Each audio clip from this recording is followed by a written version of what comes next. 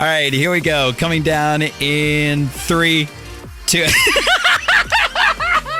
Thank you for giving me the countdown, Annabelle. And by the way, I just figured out how to do HD video on Zooms. So we are in HD now. Wow. It's great to see you in HD, Anabel Englund. So good to see you too. It's been a while.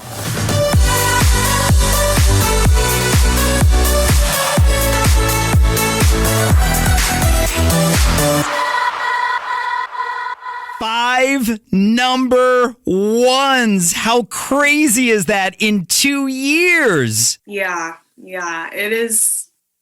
I mean, I honestly feel speechless because I just can't.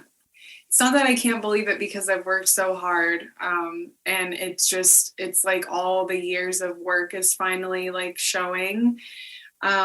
So I can believe it. I'm kind of just in awe right now, honestly. Well, congratulations on Midnight Rapture going number 1. Welcome back to America's Dance 30. It's great to see you again. Thank you. So good to see you too. Now, I want you to think back to your first number 1. Was it So Hot with MK? Yeah. Was that the first one? Now Yeah. that you've got 5 under your belt, is it still as special or is it kind of rubbed off? To be honest, I feel like it's more special. And the reason is because when we first had that interview for So Hot as the number 1, like I didn't really understand what that meant. I was just thinking that I was going to go on this interview on Zoom. We were in quarantine. So I was like, I don't even think I put on like any makeup because it was quarantine vibes. I was like, whatever, I don't care. And then all of a sudden I'm on my phone on Zoom with like all of you guys from like all the US radio stations. And I was like, holy shit, I should have like prepared for this more. You guys were like, how does it feel? Like, and I was like, I don't know. Like, I'm home on my couch. I'm watching this, like the Law and Order from the first season to the last. Like, I don't really know how it feels because I don't understand. It took a while for me to comprehend what that meant. And it wasn't until a couple weeks later where I was like, oh, okay. Now sometimes I'll check the charts a little bit to just be like, hey, I wonder who's on right now. Wonder what songs are doing really well. Like before I didn't even look or anything like that. So now it's kind of more on my radar. So now I feel like it's more of a goal to get that number 1, I'm aware of it more. And you were talking about how much work you've put in leading up to this. How gratifying is it for finally everything to be kicking in? Yeah. I mean, I was just looking back on some old journals from this is before I signed to Ultra, and I was, self-releasing stuff through TuneCore. And, I've always been a big believer of just putting one foot in front of the other, whether I have self-doubt or not. Like, we're all going to have those days where it's like, I don't know if I can do this, but whatever, I'm going to put the song out anyway. And I saw in like a journal, was like, I don't know if I will ever get the 1 million plays. I don't know if I will, blah, blah, blah, blah. And like reading that and seeing where I am now, where I have like, over 13 million plays on Underwater and like, Billboard number 1. And I was just like, it makes me proud that I kept going, even though I had self-doubt, a lot of self-doubt. And I don't know what in me just kept moving forward, but I just did. That's so awesome to hear. And it kind of surprises me because I would have thought that you would have been journaling, I will have those 1 million plays. I will have those number 1s. But you do have that self-doubt. Like it creeps into all of our heads every day. Yeah. And I mean, there were, it would be like one page, I'd be writing down all my goals, or like I would be writing like, I'm going to have this, or I already have this, as like a manifestation type thing. But then like a few pages after, I'm like, I don't know if I will, but I have to just get it down, right? Like you have to get it down so that you can let it out. Because otherwise I'm just sat with this, like this doubt. And it's just normal. It's normal with being an artist and just being a human. Like we don't know what's going to happen. We just don't. So it would be nice to just live every day like, this is like amazing, I'm gonna blah blah blah blah blah, but it's not reality. Yeah, and let's talk about more positive stuff besides our minds effing with us. How was Midnight Rapture born? So Patrick Moxie at Ultra was like, we have the go-ahead to cover this song or to rework Blondie's Rapture. We would love for you to rework it with another artist who produced Picture Us, Nick Henriquez. And I was like, totally, like, I'm always open to advice or just direction because Patrick Moxie, he's a boss. So I was like, okay, I'm down. Let's try it. So it took a few times to kind of come up with the verses and the melodies and stuff. But I said someone that I really wanted to work on the track with is this girl, Lena Leon. I met her over Zoom. She's in New York. She's just such a bright light. She's such a talented songwriter. And I wanted to bring her in on this project. So she... Everything comes to a halt. Who is that cutie? This is Kenny. Oh, Kenny. Oh my God, he's adorable. I know. I love him so much. Okay, so back to the adorable Lena Leon and the insanely talented Lena Leon. Yeah, so I was like, hey, work on this track with me. She was like, okay, of course, let's do it. So we wrote the verses and stuff. To be honest, we had a little misleading of direction of where we were supposed to go with the verses. But that's probably a little TMI. I don't need to tell you all that stuff. But we wrote the rap together and it was so much fun. And yeah, I mean, it was incredible the way that it happened. And I love being able to bring people on that I've met that I really enjoy, like their presence and their artistry. The label really loved it. Patrick really loved it. He was like, I've had to rewind the rap so I can hear it again. Like, I was like, damn, that means obviously you really love it. So yeah, that's kind of how it was born. Yeah, and I've had the incredible opportunity to become friends with Lena. I mean, she is absolutely amazing. Now, was she kind of the first person to suggest you keeping the rap in it, or was it a joint effort? Okay, so the original is really a random song. It's a very random song. P.S. Lena made me watch the video for Blondie Rapture, and I will never forgive her for it. I know. And the rap, like, obviously I love Debbie Harry and I love Blondie and I love just everything she stands for. That rap is super cringe to me. So like I was like, that was one of the main things that I was most inspired by is like reinventing the rap for that song. So it was like, well, it needs to be in there. It's not the same in any way. But I'm noticing now because people are like, it sounds like so Madonna-esque. And I'm like, I don't hear it. I don't know. Like, I don't hear it. But then I'm like, Satisfaction, Frankincense. It sounds a lot like Greta Garbo and Monroe, like in Vogue, Madonna's rap. So I didn't even like put the two and two together until like months later. Yeah, you guys did a great job with it. Now, even though we've spoken a lot, let's get to know Anabel Englund a little better with Finky's favorites. Ready.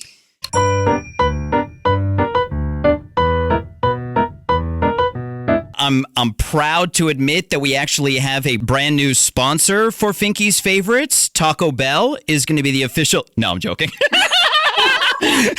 Oh. Now, you did an Instagram Live doing some taste testing, but what is your favorite go-to for late night fast food? Honestly, now that Postmates is a thing, it's like, is there late night fast food? But to me, my number one will forever and always be In-N-Out. But I'm a West Coast girl. Do you have In-N-Out where you are? We don't, but when I was in LA for the Grammys, I want to say my big thing was, okay, I've got to try In-N-Out. And we had like meetings with like Cruella and Alesso and recordings and everything. And every meeting we went to, Martin Garrix had In-N-Out there, but it was like, wow. It was like old and like wasn't good. Yeah. So like every time I would try it, I'm like, ugh, this really isn't that good. And we went to one, I want to say at like 10 o'clock at night. It was freezing. We're eating it. I'm like, is this really what it's all about? No, you have to get it fresh from the restaurant. Do you guys have Steak and Shake out there? No. See, my personal favorite fast food type is Steak and Shake. It's like a kind of steak burger-ish. I mean, it's really good. When I'm in LA, I'll bring you some Steak and Shake, and we'll have to do a little comparison. Well, no, I'll come to Florida, right? Don't even say that, because you've been to Florida umpteen times already, and we still haven't met in person. So, of course, your latest number one is Midnight Rapture. It is a reinvention, as we were talking, of Blondie's Rapture. What is your favorite classic song? I would have to say probably something by Led Zeppelin or Queen. What's the song by Led Zeppelin? Babe, I'm Gonna Leave You is so good. That's just off the top of my head, so I'll just say that. See, I'm more of a James Taylor kind of guy. James Taylor and like the depressing, like drink 5 bottles of wine and just listen to James Taylor. I've been also listening to a lot of Joni Mitchell, and gosh, I think it's called Cactus Tree. Oh my gosh, there's a song by her called Cactus Tree, and it's so beautiful. Her voice is just so amazing. It's like soul food. Yeah. Now, the rap of Midnight Rapture, one of the lyrics is candles lit, some fruits to kiss. What is your favorite? What are you laughing at me? That's your lyric. It's not mine. What, does it not have the same effect when I read it like that? No, it doesn't. Would you rather I vogue it for you? Yeah. Not gonna happen. What is your favorite candle scent? Well, you can never go wrong with lavender. Ooh, good choice. Good choice. You can never go wrong with that. That's just a staple baseline. But I also love like fresh rose. I love like a frankincense type of smell. I love like woody smells. Yeah, see, I'm more of like lavender. I completely agree with you. I'm more vanilla kind of guy, which vanilla is you're either with it or you hate people that like vanilla. And I love vanilla. Is it like Yankee Candles? Actually, vanilla cupcake. More Bath and Body Works, Vanilla Bean Noel. Oh my God. Oh, if you have never smelt it, it smells like fresh cookies out of the oven. But they're not sponsoring this, so I'm cutting that out. Now, we've chatted about how you've just recently kind of started playing festivals. Have you had a chance to have a favorite moment while playing at a festival yet? There's been a couple. But one specifically, my fiance's mom passed away this year.